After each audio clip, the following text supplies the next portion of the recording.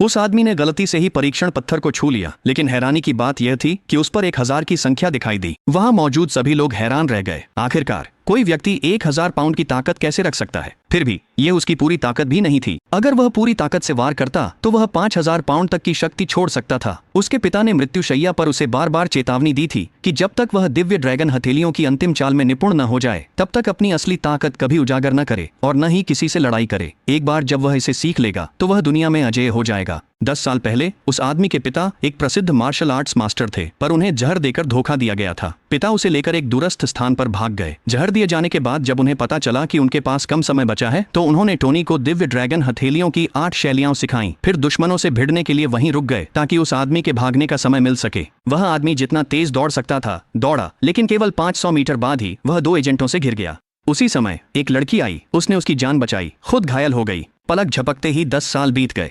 उस आदमी ने अपने पिता की सीख याद रखा। वह अपनी ताकत छुपाए रहा और एक मंदिर में फर्श साफ करके अपनी आजीविका चलाता। कुछ दिनों बाद एक बड़े मार्शल आर्ट्स टूर्नामेंट होने वाला था। जिस लड़की ने उस आदमी की जान बचाई थी उसके परिवार को पिछले कई वर्षों से प्रतियोगिताओं में लगातार हार का सामना करना पड़ रहा था। अगर वे इस बार फिर हार गए तो उन्हें मार्शल आर्ट्स कबीले से निकाल दिया जाएगा। जब उस आदमी को यह पता चला तो वह गुस्से से भर उठा। गुस्से में आकर उसने फिर से परीक्षण पत्थर पर थप्पड़ मारा और फिर से 1000 का अंक दिखाई दिया, लेकिन किसी ने भी उस पर विश्वास नहीं किया। आखिर एक साधारण फर्श साफ करने वाले के पास इतनी जबरदस्त ताकत कैसे हो सकती है? आखिरकार यहाँ तक कि कबीले के मुखिया की ताकत भी अपने चरम पर केवल 900 तक ही पहुंची थी। इसी समय उस आदमी को अपने पिता की चेतावनी याद आ गई और उसने तुरंत अपनी बात बदल दी, यह कहते हुए कि अभी अभी जो परिणाम आया था वह उसकी मार का नहीं था। शायद पत्थर पुराना और क्षतिग्रस्त हो गया था, इसलिए संख्या सही नहीं थी। सभी लोग फिर से निराशा में डूब गए। लड़की अपनी आखिरी उम्मीद केवल अपने बड़े भाई पर ही टिका सकी, जो एकांत में ध्यान कर रहा था। मार्शल आर्ट्स टूर्नामेंट तय समय पर आ गया।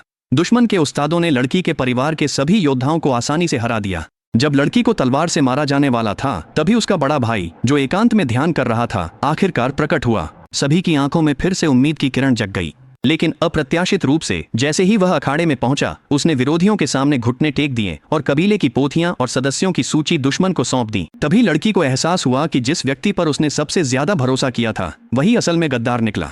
सभी की गालियों की परवाह किए बिना गद्दार ने बाकी लोगों को बचाने के लिए अपने ही कबीले के लोगों पर हमला कर दिया। लड़की उसके सामने घुटनों के बल बैठ गई, रोने लगी और दया की भीख मांगने लगी, लेकिन गद्दार ने उसे अपमानित करने के लिए सबके सामने अपने कपड़े उतारने को कहा। उसी पल वह आदमी अब अपना गुस्सा रोक नहीं पाया। उसने एक जबरदस्त उड़ती हुई लात मारी और गद्दार को दूर फेंक दिया।